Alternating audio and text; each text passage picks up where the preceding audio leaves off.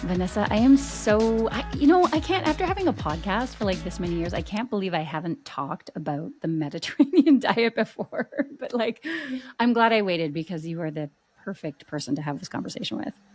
I'm so happy to be here. I feel like we should start off like and really just get everyone on the same page by saying, like, when we say Mediterranean diet, because we use this phrase all of the time, what is the Mediterranean diet actually? Like, are we talking about a quote unquote diet? Are we talking about a dietary pattern? Like, is this about like eating Italian or Spanish food? like what are we actually talking about here? Oh my gosh, I feel that it is a bit of a confusing term when I think about it. And if it were up to me, I'd opt for a bit of a revamp of it. But when we're referring to the Mediterranean diet, we're talking about the dietary pattern of the olive growing regions of Mediterranean 1950, 1960. And it's a traditional plant heavy pattern that is also very much a way of living. And if you've seen the Mediterranean diet pyramid, which is a graphical representation of that, at the bottom of that pyramid are the people, right? Not because they're on the plate or anything, but because it's really part of that way of life. And I think it's such an important part of it. And we'll get into that for sure later on. Yeah. And I do love that because I think as a dietitian, and particularly as a dietitian on the internet, where like it's just a fire hose of like food and nutrition information, I think we can get so caught up in the minutia of nutrition that we actually forget about the role that food plays in our lives and like how eating together and coming together actually does impact our health too. Yes, and those are we lose the forest through the trees, right? And with nutrition, it often gets about we talk about the nutrients and the components, and this is really just an overview, a pattern, a way of life, and there is no way to isolate. People will ask, well, what's the magic? Where let's put it in a bottle. There's no way you can't because everything has its own role and part to play, and this works synergistically to have its benefit. And so I love that about this pattern is that it's so complete with that community and that human aspect as well. Yeah. So, in terms of a pattern, what is the general eating pattern associated with the Mediterranean diet? So I'll take you back a little bit to really understand where it came from because it really helps with our understanding of why the diet looks the way that it does. And if we go back to World War II, after that, rural communities of the Mediterranean, typically the south of Italy, Greece, Crete, these areas were struggling to afford items that Northern Europe had more access to, things like meat and things like sugar. And so they had to just subsist on things that were accessible to them. And those things happened to be freshly harvested vegetables and fruit and olive oil and grapes for pressing wine and beans and nuts and seeds. And so these were people that were sort of just doing the best that they could with what they had. They weren't trying to be healthy by any means, but they did display good rates of, they lived longer and they displayed lower rates of heart disease. When researchers took a look at this, they found this paradox between, they had less means, but yet they seem healthier. What's going on? And so they looked at their plate, and that's when they made the link. And that's when the term Mediterranean diet was coined. And so it really is to reflect the habits of these people at that specific point in time, not necessarily what we see today, because as we'll get into, it looks really different everywhere today. And so back then, that pattern really was very rich in vegetables, essentially plant-centric, fruit, nuts, seeds, whole grains, a little bit of poultry, a little bit of eggs, up to 4 times a week, and very little meat and sweets, not because they were trying to, but because they didn't have the access to it. Yeah. And I think that, it's so telling because I think a lot of modern wellness has become this sort of like elite club that you buy into. And when we really look back at, not just this region, but many regions, which we're going to talk about more later too, the idea that actually the most sort of like health affirming ways of eating are these very humble, very simple, very back to basics. Like, we were not taking longevity supplements in the 1960s. We were like, well, what do I have? I have pasta. Pasta is, like an affordable way to like fill my family up at the end of the day. Like, what's growing around me? We're not importing things from halfway across the world. Like, what is there? What is accessible? What's affordable to me and my family? And that like continues to be very solid advice. It does, and that was true for that region, and it's true for so many other regions as well, that you're doing the best that you can with what you have. You're trying to feed your family, and that community piece is that much more important and woven into the way of life. And we know that that's going to have an impact on social isolation and lowering cognitive decline. And so this has nothing to do with the food itself, but just the cultural aspect of any cuisine, really. But Yeah. we talking about the Mediterranean diet. This is something that they gathered around, and when they could afford these foods or when they could get their hands on them, it was celebratory, and they were with the people that they loved, and that has something to do with their health as well. Yeah. Yeah. And that aspect of it is so important. And blue zones are so popular right now. Like, there's so much talk about the blue zones. And, for anyone who watches a documentary, take every documentary with a grain of salt, because it's a biased, very single directional thing. But the theme that keeps coming up again and again, A, is this very simple food, but B, it is this sense of like togetherness. Like, that's a huge piece of it. And I think we need that message more than ever, because so we're so far removed, not only from our food, but also from the art of gathering and eating together. And so, you know, it's wonderful to kind of go back to these patterns that were very, very simple. It's tricky, right, though, to do in modern day, because I don't have access to these things as they did. Paradoxically, this was a humble. It's one of the things that's most difficult, I would say, about the Mediterranean diet, is that you think of how this was a humble diet for them back then, and today the price tag on it is a little bit higher, and it's hard, but that community piece remains really important, and we're doing a lot less of that as well. It's a more concerted effort just for people that we speak to, for people that I talk to gather around a table. We should be able to do that. Often people struggle even just once a week, so it's something that is worth talking about. Yeah. And I think worth making a part of the actual nutrition conversation too, because I think, you know, nobody wakes up and says, oh, I don't want to take care of my health today. But, based with cost of living, whether or not we need to work like 2 or 3 jobs to make ends meet, or we're busy, like 2 income or even single income family, we have kids, we're trying to like, support them with their homework and their activities. All of these other things have to take precedent, and nutrition is not always people's first priority in terms of time and money, and rightly so. So it's like, how can we take information from the research, but also from these traditional patterns of eating, and take those little things like, yeah, if we can't eat together every single night, can we eat together on Sundays, for example? Can we take that time and make sure that at least we have that Sunday dinner tradition? Or, if we can't always put, like a fully home cooked meal on the table, like what can we learn from the types of foods we know are associated with like this style of eating, and like sort of incorporate that. So you mentioned, like, in terms of patterns of food, it's a lot of fruits and vegetables. It's a lot of grains.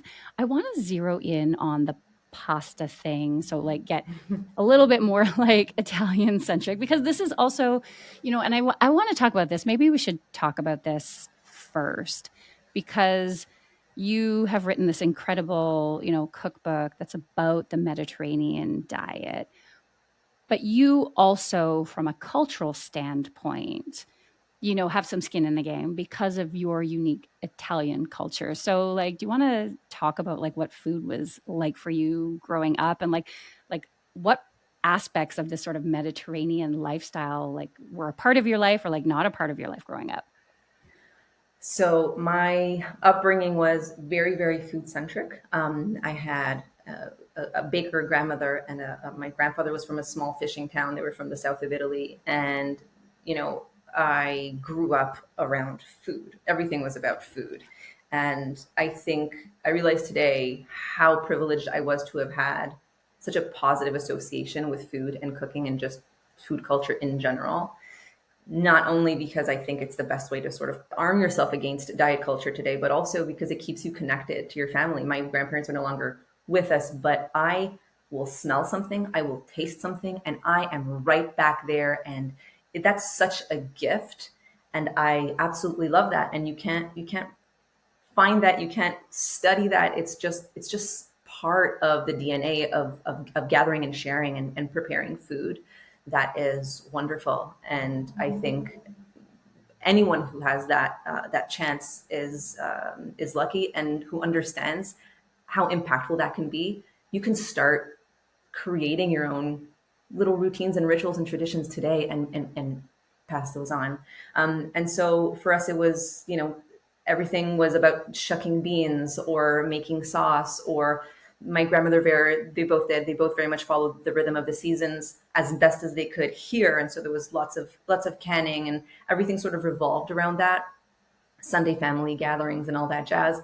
And into school, I was drawn towards the sciences. I didn't know entirely what I wanted to do, but nutrition did seem like a nice mix of the two, of food and science. And while I was in school, I remember hearing about the Mediterranean diet, but it's not like I heard about it growing up. It just was. It just was. And my grandparents would, pick chicory on the side of the road, dandelion greens, and they would do the best that they could with that. And they would save their containers and their Tupperware for the year from products. It's just a lot of those habits to kind of stretch a dollar stayed with them, and it stayed with me. And I made all those parallels between what I learned in school and what I learned at home, and I saw how misunderstood it was. People associated it, like you say, with today's. You scroll on Instagram in the summer and people are having these lavish Italian vacations, and they're having burrata and charcuterie boards and pistachio cream, everything. And you're thinking, is this what it is? Is this the Mediterranean diet? Or it's very, very confusing, but it really has nothing to do with that at all. It's actually the opposite. It's just people doing the best that they could with very little means. And it's humble food, peasant food. It was actually called the poor man's diet when we started it out, before we coined the term. So Yeah. that was my sort of first relationship with it. Yeah. It's so interesting because I'm half Portuguese, but culturally, like in my grandparents' home, like that was really sort of our foundation. And it was exactly the same. Like, they came from Portugal in like 1959, didn't have a lot of money. They had a huge garden. My grandfather would go fishing in, the ocean. And there was so much time spent in food work because they didn't have a lot of money. And like, that's what they knew. Like, that's what you grow everything and you preserve everything. And they had a huge freezer. They would like make their own sausage, all these kind of things. And it's fascinating to me. One, having that upbringing, I feel is very much the same as you. Food was just a part of life. And I had such a appreciation for the joy of it, but also its role in sort of like the cadence of our lives, and how much now food work feels like a bit of a luxury. You would make your own bread because you couldn't afford to go and buy a lot of bread. And now to have the time to make your own bread we've sort of switched from like not having enough money to not having enough time. But so much of like, whenever I can do those things, it does really connect me back to my childhood. And it gives me such a sense of comfort. Yeah. Yeah. And I think that's across the globe, right? And Yeah. just food culture as a whole, I think, has its place in the health discussion. And it's one of those kind of intangible things that we talk about, the synergy of how all of these food components affect health, but we know that community aspect and the cooking aspect is there for something also. And it has its role to play. And it's often overlooked, Yeah. but it shouldn't be. Yeah, totally. And like, what's your thought, particularly around relationship with food? So much of the information that we consume now is very alarmist. And that's because, that's social media, right? Like, as soon as we have an emotional response, a fear response, a surprise response, then we're instantly going to like engage in that content. And so many people, of course, we have eating disorders, frank eating disorders, which is a separate thing. But I think a lot of people harbor a lot of fear and confusion around food in the exact same moment that they're trying to do the best for your health. And how do you feel that, engaging in something like this, like a Mediterranean style diet pattern, can really help people to start to repair that? I think it has to come from a place of habit and routine with the practices of cooking. It comes back to kind of transforming the food, because I do believe that if you are vulnerable to disordered eating patterns, you can take any pattern and turn it on its head and build restriction in some way, shape, or form. Mm-hmm. And so, as much as it was never meant to be a diet, if you think of diets today, any popular diet, it was, invented, right? Somebody thought of let's test this. Yeah. Whereas the Mediterranean diet, it was like we talked about before, folks doing the best that they could, and they just happened to be living quite healthily. And so I think it has to, as long as it passes by these practices and routines of transforming food and not skipping over that bottom piece of the pyramid, which is key, I think it can be really helpful. And also, it's not a run of the mill diet. It's never intended for weight loss. So I think that's positive as well. And the fact that there are no off limit foods, it's a plant centric diet, but meat and sweets are not off the table completely. They just weren't there very, very often. And so it also leaves some wiggle room for folks that we're not cutting out any food groups like we're used to seeing. And it doesn't have to be this all or nothing thing. And so that's why when we look at the research and we look at people's adherence to what we call the Med Diet Score, they tend to adhere to it for a while. It's doable because it has that flexibility, and also because I think it's so focused in the food that's fun and exciting, and you want to get cooking. And ultimately, anything works if you stick to it, but it comes down to transforming the food in your kitchen. We have to eat the food to get that benefit. And so anything that's going to put forward cooking as a core principle, I think, is a winner. Yeah, I love that. Okay, so let's talk specifically about foods. And I also want to talk about the research, because we hear so much about the Mediterranean diet being a healthy way to eat. So we talked about it being very plant centric, lots of fruits, lots of vegetables. But, coming back to that pasta question, because I think this is the perfect juxtaposition of modern diet ideas versus traditional ways of eating, in that I think many people think of pasta as a quote unquote unhealthy food. But this is also a traditional Italian food, part of the Mediterranean diet. So, like, what would you say to someone who says, well, but like pasta's not healthy? Oh, I love this question. And I think, pasta in Italy and then bread in other regions, but there's this high carbohydrate content from these foods. And I think it's important to understand that these foods were consumed differently than they're consumed today. They're not consumed on their own like they are today. So there's often our trifecta of ingredients that we want in a meal. So there's lots of fiber from vegetables, there's healthy fat. Vegetables were doused in olive oil. There was perhaps some protein either from a bean in the meal, or a nut or a seed in a pesto, for example. And so these were extremely fiber rich, satisfying, filling plates of food. And so were different from the pastas that we see today, and the portions as well. The portions were quite small simply because everything was handmade and they couldn't afford to do as much. But that's the reason they made them so filling. They sort of stretched that pasta with what they had, and what they had were wild greens, and what they had were beans. And I also think it's important to consider, today when we think of nutrition, folks always ask, what's the best diet?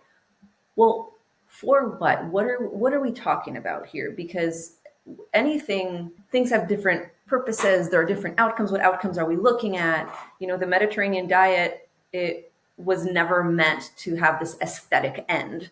It was never something meant to be followed so that you can look like the social standard. Yeah. That couldn't be further from this truth. It was just this way of living, and they lived a very, very long time because they had lots of healthy foods, nourishing plant-based foods. They ate together and they moved a lot. We can't forget that piece, that there was so much movement in their day. We're talking about, shepherding and thousands of steps out per day and foraging your greens. And so I think that's important to consider as well, that the pasta that they ate then was consumed in a way that had lots of fiber and was really nutritionally balanced. And I would also turn the question on its head, and why don't you think it's healthy? And what are you aiming to achieve, right? And like we know, there's no single food that is healthy or unhealthy on its own. It really has to do with the overall bird's eye view of what we're doing. And the Mediterranean diet is that. It's just having this nice balanced approach that involves all of these other components. Yeah. And particularly, I think around pasta, weight, obviously, and our weight biases and our fear around body size certainly plays into it. And I think another thing that's really interesting right now, thanks to people who will remain unnamed, but the fear around blood sugars and the very real acknowledgement that in North America, we have a lot of type 2 diabetes. And so that is something, as dietitians, as health professionals, we are considering. But there is the idea around anything carbohydrate based as being inherently bad, quote unquote, for our blood sugars. So, maybe we should talk a little bit about, because the Mediterranean diet is inherently moderate/higher carbohydrate dietary pattern. So maybe we should talk about sort of that balance of nutrients, but then also, what does the research tell us about things like heart disease or type 2 diabetes and this style of eating? Yes. So in terms of nutrition breakdown, we're looking at traditionally about 40-ish% fat, 40% carbohydrate, and close to 15-17% protein. The rest of that will be fiber, or alcohol. Alcohol was a big part of the diet, which we don't talk about as much today because the risks outweigh the benefits, but it definitely was a big part of that traditional pattern back then. And, when we look at the research now from when it was, quote unquote, discovered in the 60s, we know that the most consistent and robust evidence in these decades of research that we've had really has been for cardiovascular disease protection. And we have a number of other conditions, including type 2 diabetes. We know that we get better glycemic control, and then we could reduce the risk of type 2 diabetes on a Mediterranean diet. When we're talking about neurodegenerative diseases, things like overall mortality as well. And we can get into other conditions as well. There's a host of them with, the 5 to 6 decades of research that we have now. But the most compelling is really for those conditions. And so type 2 diabetes is there. It is part of what is considered quite credible and robust evidence that a Mediterranean diet can reduce the risk of type 2 diabetes. Now, of course, we want to consider what this pattern looks like as a whole. And if we just kind of single out the carbohydrates without thinking about the fact that there's a nice amount of fat in these meals as well, that this was a people that after almost every single meal, there was a walk after, which we know has a significant impact on blood sugar levels. Again, it comes back to this overall approach, and we sort of have to tailor it. Of course, we see people in practice, and if we're dealing with type 2 diabetes and we're kind of far advanced, we're going to adapt it to make sure it's all under control, because not everybody, like we talked about before, there are some limitations to sticking to a true traditional Mediterranean diet today. It's not easy to do. We don't have as much access, ironically, to these poor peasant style, this poor peasant style of eating today. And so it can be a little bit harder. And so we sometimes do need to adjust that a little bit. But ultimately, the research definitely tells us that it is protective. Yeah. And I think that's the big difference and the biggest challenge. And before I say anything more, I want to acknowledge, like, as a dietitian, like, we very much understand that if you're listening to this right now and there's something going on with your health and you are not feeling well, or you are nervous potentially about a diagnosis that you've just received, like, we understand there is a sense of urgency. And it is that sense of urgency that drives us towards these sort of quick fix, like one food, one problem, or one supplement, one solution kind of ideas. And it can take a very challenging mindset shift to start to look upstream. And when we start to think about the pattern, because a really great example is, you think, well, carbs, blood sugar, carbs not good for my blood sugar. And yet we do have so much research to show that dietary patterns that are rich in carbohydrates, can actually be beneficial and reduce risk of type 2 diabetes. Fruit is a great example. Pasta is a great example of, these foods that typically people are nervous about, where the reality is the consumption of fruit is associated with lower risk of type 2 diabetes, because we just hear carbs and we don't get into the nuance of, one, where do those carbs come from? There is a difference when we eat an al dente cooked pasta with the appropriate amount of fat and of fiber and of protein with it, versus like sort of grabbing a coffee shop muffin. Like, those two things, we could construct them to technically on paper have the same amount of carbohydrates, but the context in which we eat them and the foods in which we eat them with are like so different. Absolutely. And, I think going back to this misunderstanding, I think the fact that the name Mediterranean diet is a little bit confusing. Is it the diet of today? And so people will associate what they think or what they'll see at an Italian restaurant or what is served at an Italian restaurant in terms of a pasta dish or a pizza dish or all sorts of things. And, without having the support of a dietitian, that is kind of what they'll gravitate towards, when it's actually quite different. There's the ratio of pasta to bean to vegetable was really 1 to 1 to 1. When you're making a traditional dish, you very rarely see the types of dishes that we see in mainstream restaurants today. But because of that, because we don't take the time in the media to discuss exactly what the breakdown of the Mediterranean diet is, just because we're riding on the coattails of something that's popular right now, we just look it up and say, oh, this is something that I have to do. Oh, pasta is something that I can eat. Let me try that. Pasta is good for me. There's so many nuances. And I think, we do this all the time in private practice, when we just have people just eliminate some of the nutrition noise and focus on what either one person is saying, who really understands your story, understands your background, understands your relationship with food. Because there's such a difference when you're scrolling online and you hear advice. If that person has actually dealt with a human being before or not, because the lack of nuance is incredible. There's just so much gray in nutrition, and all we hear is black and white, because it's what sells, and it's because it's easier to sort of grab onto. But we're a profession that lives in the gray, and it's okay. There's a lot of nuance, and there's more than we can sometimes put into a message and into 40 characters, but it's so important. So Yeah. So let's talk about that now, sort of applying the principles of, we do need a rename. It should almost be like sort of like an ancestral, like something to say that, yes, just going to Italy right now doesn't mean you're eating a quote unquote Mediterranean diet. Like, 100%. this is a dietary pattern that we've sort of established, like high plants, lots of fiber, higher fat than most people may realize, very moderate protein, not super high in protein, which protein is a whole other thing these days. So listen up. Not everybody needs to eat gobs and gobs of protein, depending on your goals.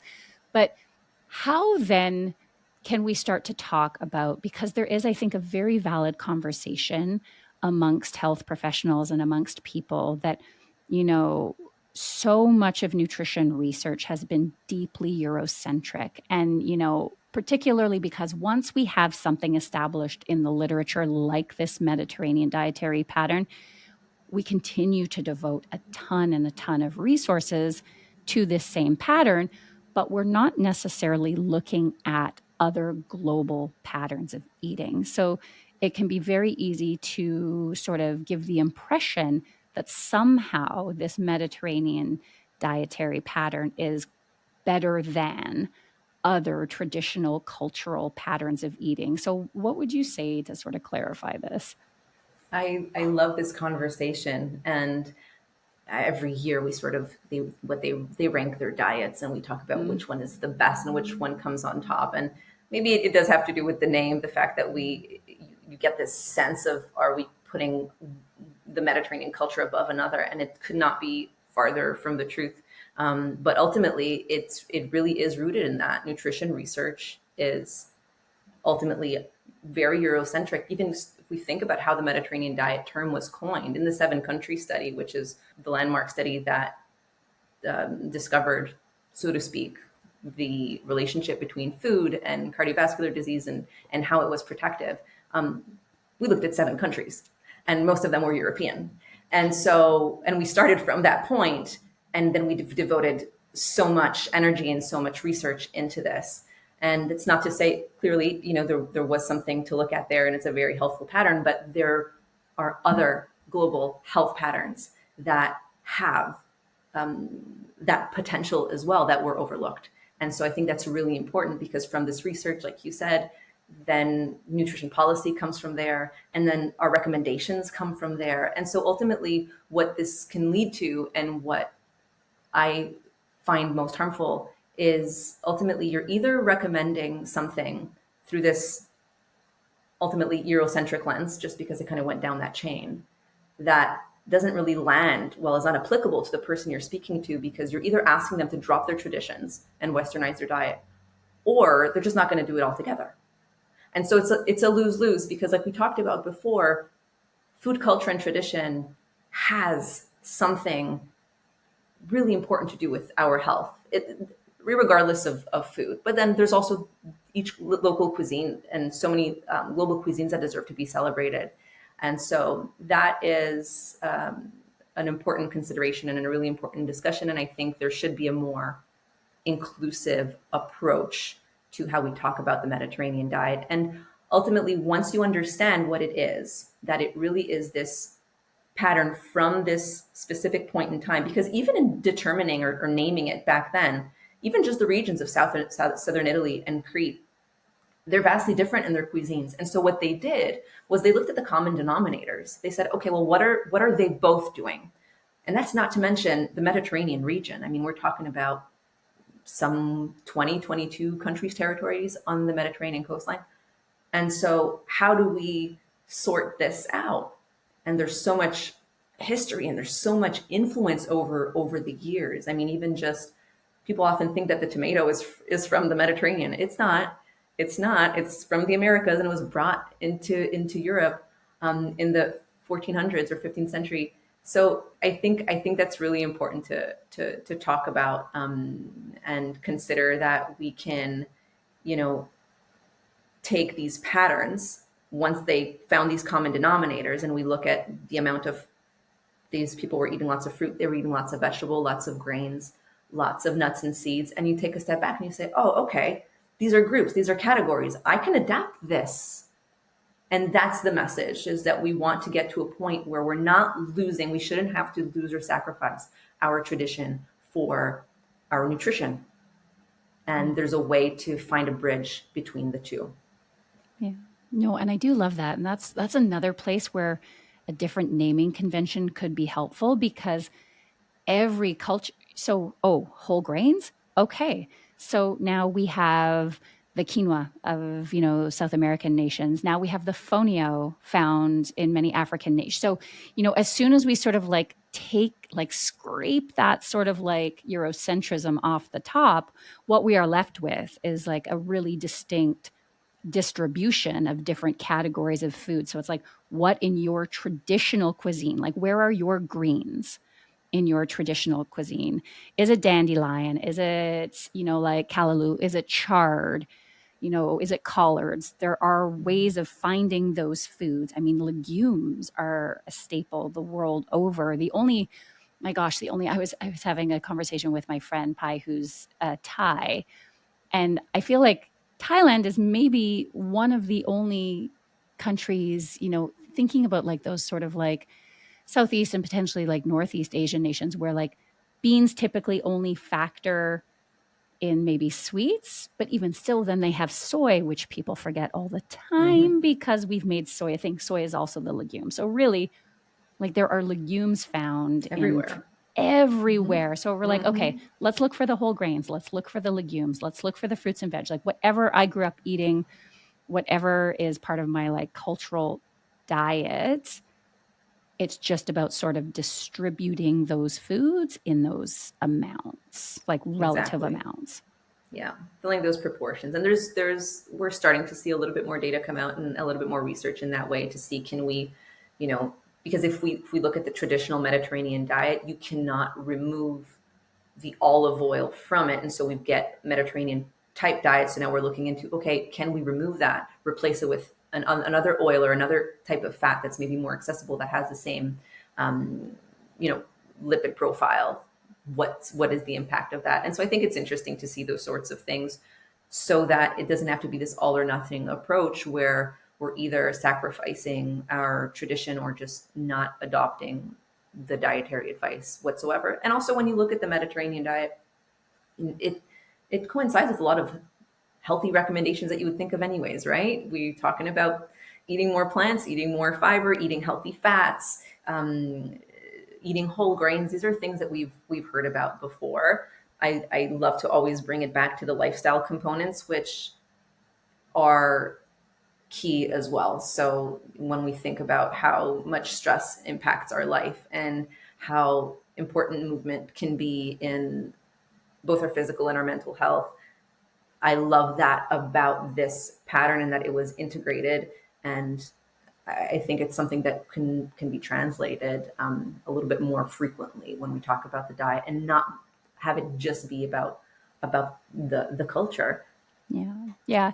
I mean, even when you look at the Mediterranean region, as you mentioned before, like 21 countries. So, like, food in Portugal looks very different than food in southern Italy. And, the pasta becomes couscous in Moroccan cuisine, like Morocco, Tunisia, Yep, like Turkey. Like, this is a very large and diverse region, but with a lot of things in common, that's where it it. is, there is that grain, there are those vegetables, there are those fat sources. Um, yeah, I think that's a really helpful sort of reframe, that this is not something to uphold as the quote unquote best or the ultimate way for everyone on this planet to eat, that this is a specific dietary pattern from which we can glean a lot of information based on the research that we can then apply to however we choose to eat. That's right. And I think there's a distinction to be made between Mediterranean cuisine and the term Mediterranean diet. And I think that's where the confusion lies. Also, because we assume, like we talked about earlier, that the cuisine of today, even in those same regions, we see that because of industrialization and access to things like meats and cheese and sugar, we see that their adherence to a traditional Mediterranean diet is declining in those same regions, and it's having an impact on their health. And so it's not because we're there that we're immune to these things that we're living here, and that these patterns remain important always. And so I think we want to keep that in mind, no matter where you are, no matter what your background is, that ultimately we want to make sure that we're getting these ratios in of mainly plants. We talked about the importance of healthy fat. Of course, the Mediterranean diet, the principal source of fat was olive oil. They were drinking a third of a cup a day. It was something wild. But I mean, it would be cost us a pretty penny to do that today, I think. But and some people, perhaps you don't love the taste of olive oil. I mean, I could drink it by the glass. I absolutely love it, but I also grew up drinking it. So I think pulling from the pattern, like you said, and seeing how we can adapt that. I think it's important for people. It's also important for dietitians when they have folks in front of them, and to see how they can adapt those recommendations so that they land properly. Yeah, no, I love that. So maybe that's where we should start to shift the conversation, because one of the things that I know feels so untethering for people is that when we as dietitians say it's okay, like let's talk about because I say this all the time, pattern over plate. Like this is one of my core nutrition phrases. Love But that. then people say, okay, but well, then how do I eat? Like, what do you want me to do? So, like, maybe we should start talking about, in the general, individualizing this to your needs.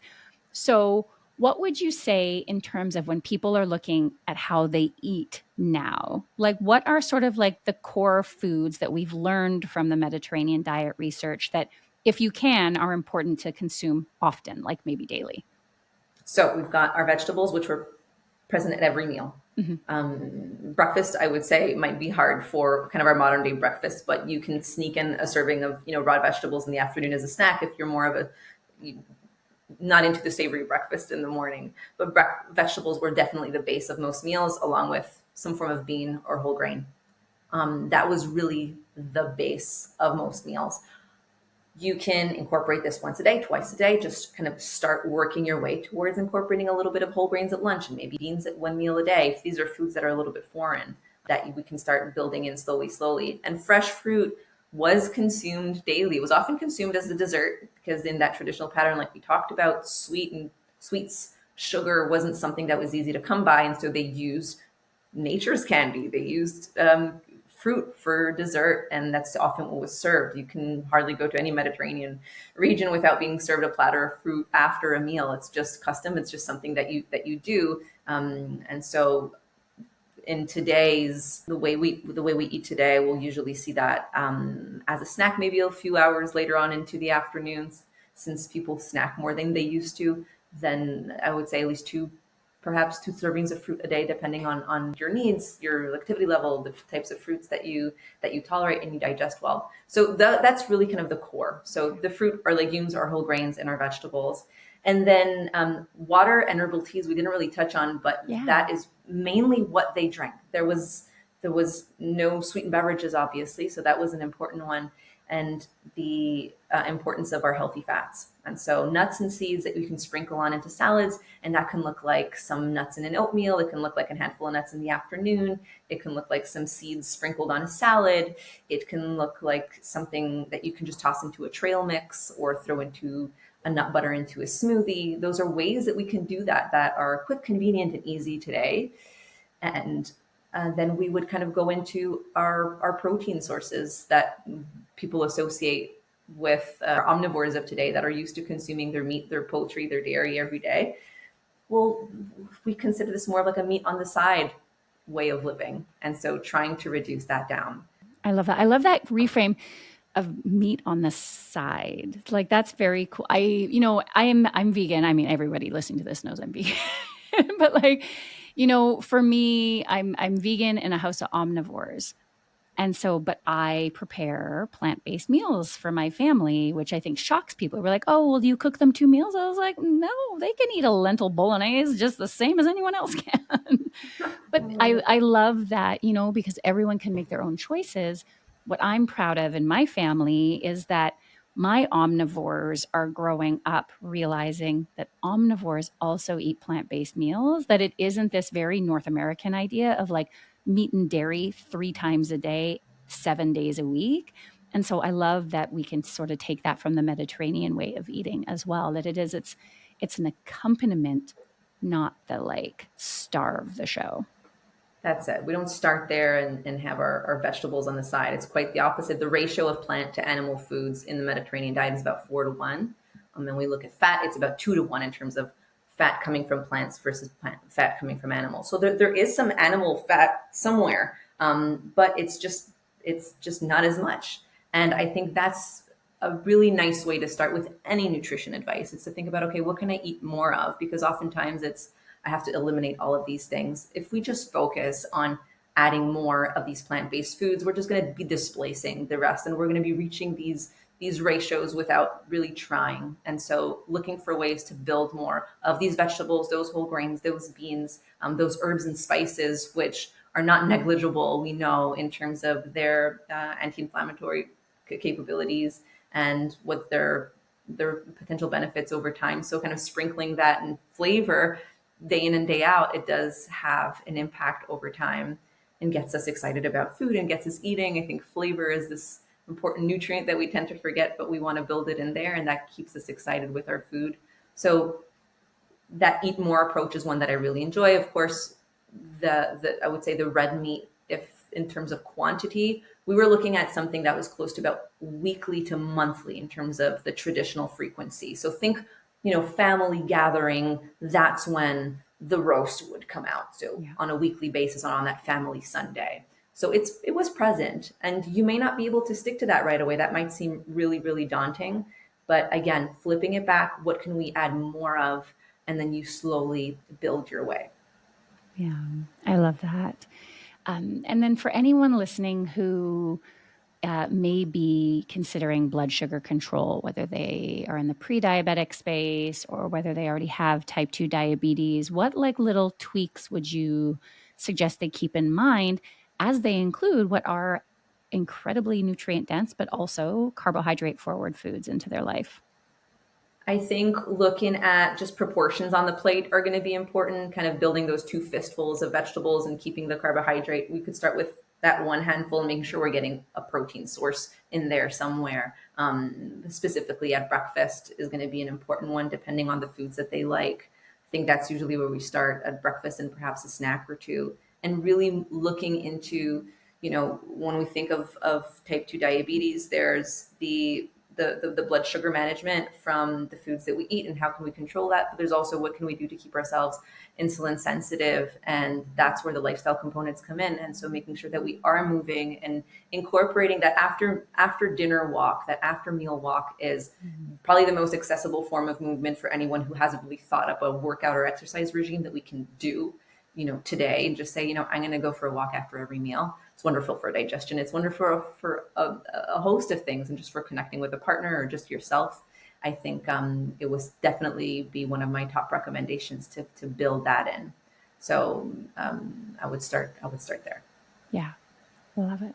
I absolutely love it. Okay, so I wasn't going to ask about olive oil, but I do feel like we maybe need to talk about it before this episode is over, because there is actually such a central role for olive oil in the research in this dietary pattern. And so this can seem like something that is more immovable to others, but then also, again, potentially not associated with someone's cultural dietary tradition, or B, not affordable for someone. So can you talk a little bit about what makes olive oil potentially so important in the Mediterranean diet, and then therefore maybe where we can find those fats or those nutrients elsewhere?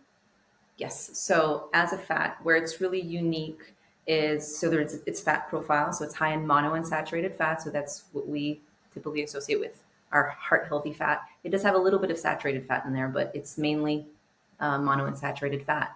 But what we're realizing, and where it's really unique, is that it contains, especially, and this is important, our extra virgin olive oil. This is the one that's going to contain all those bioactive compounds and these phenolic compounds, which are the cardioprotective ones and the ones that are imparting benefit that we don't find in other oils. That's kind of where it gets its edge, I would say.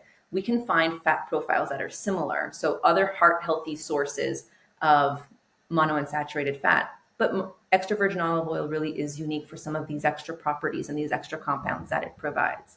Now, that gives it an edge for heart health, for vascular health. But like we talked about, there's this synergy in the Mediterranean diet that maybe the leafy greens and the fruit are having that's what's most responsible for the mental health. And perhaps we're pulling from different foods from all of these different categories that are having these benefits. And so I really think it's okay to sort of start where you are. And if you don't have access to olive oil, or if it's not something that you enjoy, or it's just not part of your customs, we want to shift away from saturated fat. That's something that we understand. and find other sources of monounsaturated fat that we can integrate into the diet. Our nuts, our seeds, and there's some other oils that we can include. And there's a little bit more data coming out looking at that particularly, and that if you match a fat that has a similar fat profile, then we can get similar outcomes. But we are missing that little bit of an edge that we think because of those compounds that are in the extra virgin version. Yeah. So would you think then, if we're looking for just like higher oleic acid oils, so like not so much in affordability, but definitely more cultural. So like avocado oil, and then maybe more in the affordability at like a higher oleic, like sunflower oil, safflower oil. So like those high oleic seed oils. What do you think about those? That's kind of what we would turn to. I know avocado oil is kind of the popular one, and it's one a lot of people turn to for cooking and for everyday cooking, because then there's that whole conversation around what's safe and what isn't safe, and that's a whole discussion in and of itself, because there's a lot of misinformation there. But yes, those would be some good alternatives and good options. And I think overall, looking at the pattern is recognizing that olive oil was the main source of fat, and it's what was responsible for the high monounsaturated fat intake in that diet. But we want to just maintain that, and we can integrate some of these other sources, avocados as a whole as well, and our nuts and seeds, our nut butters are great options and are things that people eat and enjoy on a day-to-day basis, and reducing that saturated fat. So as we're working on the other components of the Mediterranean diet, by reducing our meat intake as well and introducing more beans, we're going to get closer to that. So there's definitely benefit if you're following a Mediterranean type diet, which is what we consider when we're doing all the things, but it's not exactly olive oil. There's definitely still benefit there, and we have data to back that up. Yeah. And I mean, if you're listening to this and you're like, this all sounds really good, and I feel like I want some additional guidance, you have a beautiful book in English and French called Everyday Mediterranean. Is it also in French, Everyday Mediterranean, just translated, obviously? It is. In French, it's just Méditerranéen, Okay. but it is. I have the two versions, and we talk about the Mediterranean diet, so the breakdown a little overview of what we talked about today, and some recipes. The recipes are pulled from kind of my upbringing and kind of bringing that into modern day a little bit with the way that I like to eat. So it's also Mediterranean cuisine alongside an explanation of the Mediterranean diet. That's what you'll find. It is for anyone listening, it is a beautiful book, and you will not crack that book without instantly getting the idea that you're like, oh, a love of food and a joy to eat. Like, this is what we're talking about. This is, of course, something that, as dietitians, we're like, well, we want you to be healthy and we want you to eat all these wonderful plant foods, but like, don't forget about the joy. This is about rekindling a love of eating, a love of cooking, a love of gathering together over a food. I love that. I love that's the main inspiration for that. It's family is kind of what brought the book to life. And what's funny story, writing this book, I actually it happened over the pandemic. I signed that book deal on my due date for my son. And so then we had moved out of our condo and we lived with my parents. We created our own bubble because we were out of a home. We decided to stop. The housing market was crazy, so we weren't looking for a house for a while, since I had just given birth to a newborn, and I had to write this book. And so it turned out that I was writing this book, recipe testing, living at my parents' house. We were in our pandemic bubble in 2020. And so I would make, 4, 5, 6 recipes in a day. And then we would gather at the end of the day. And, my family, being the foodies that they are, would kind of, give me their 2 cents, obviously. But it was, through and through, that's really what this book was, the way it came to be, the inspiration, the way it was written, the way it was developed. And so I'm happy if that is, if you get that at all, that makes me really, really happy here. Yeah, it's beautiful. I love it.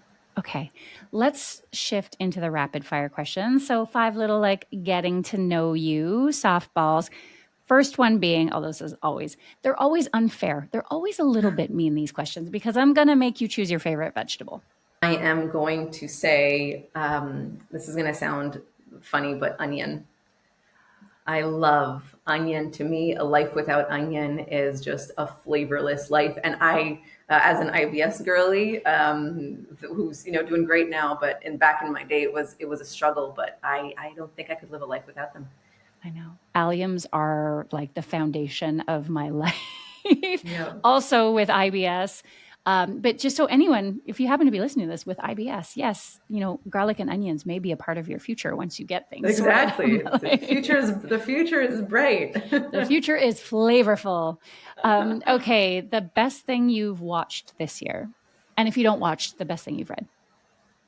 The best thing I've watched this year. Oh my goodness. What was it? I'm completely drawing a blank. I mean, the only thing I'm thinking about, because when it comes to rapid fire, I think of only recent things. But I made it through the most recent Planet, which was quite a while ago. But I had never seen the Planet Earth documentaries. Imagine, it had been a really long time, and I watched them with my son, who uh, has I've always kind of had that idea of being able to go through a full movie with him, and kind of snuggling up on the couch, and it was just a nice experience that was able to be our first movie experience in documentary. So we got to chat the whole time, and it was the experience of it was great. Earth is so lovely. If anyone hasn't watched it, it's Planet Earth is so lovely. It's very like life affirming and awe affirming. Like just awe affirming is not a word. What is words? I don't know, but it's just it really reminds you of the incredible privilege we have living on this very, very beautiful planet, and hopefully inspiring us to do a little better to protect it for sure. Yeah, and you just kind of spark so much intrigue and so many questions, and it was a wonderful thing to watch, and I had never seen them before, so that was Yeah. I really enjoyed that. Amazing. Okay, your go-to quick dinner. We're talking like weeknight. You're exhausted and you're like, blah, I just have to feed my family.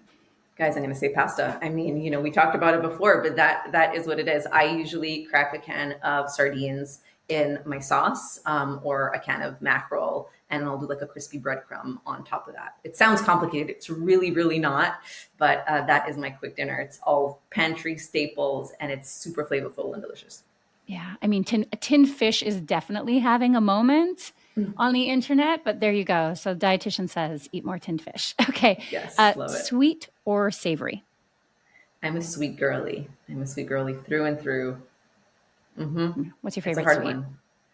one. There's this thing called cartucci, which is sort of like cannoli, but think of cannoli the way it's like a crispy outside shell. Cartuccia this is similar, but it's like a donut soft cylinder on the outside, and so it's just filled with ricotta cheese and delicious, and I absolutely love that. Yeah. I have yet to find a vegan cannoli because cannoli is one of my favorite things.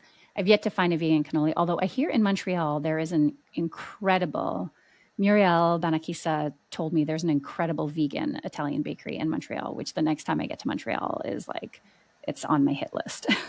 We've got to get you to try that. Yeah. Okay. Last one. Any hidden talents or like secret skills that people would be surprised to know? I have a black belt. People are surprised to know that I did some martial arts in my day, and so that is that. I feel like those two statements, I did some martial arts in my day versus I have a black belt, are like, no, you did a lot of martial arts in your day. Yeah, I love it, and I'm trying to get my kids into it as well. It's just it's something that we talk about meditation and mindfulness and that sort of thing, and sometimes it takes the shape of a yoga class, but sometimes there's nothing more meditative than sitting and not sitting, but trying to hit a bag and to just be focused on that other type of mind body connection, and that was super meditative for me. Amazing. That's a very cool hidden talent. Thank you so much. Thank you. Thank you so much for this conversation. I think, it's so important because there is so much research, there's so much conversation around the Mediterranean diet, but I also think like almost everything in nutrition, people often think it's one thing, but the reality is far more complex and nuanced than what people hold in their minds. It was a very lovely conversation, and I'm just happy that we got to touch on so many facets of the Mediterranean diet. And if we can get anybody just excited about cooking and rekindling their love with food, then I'm super stoked.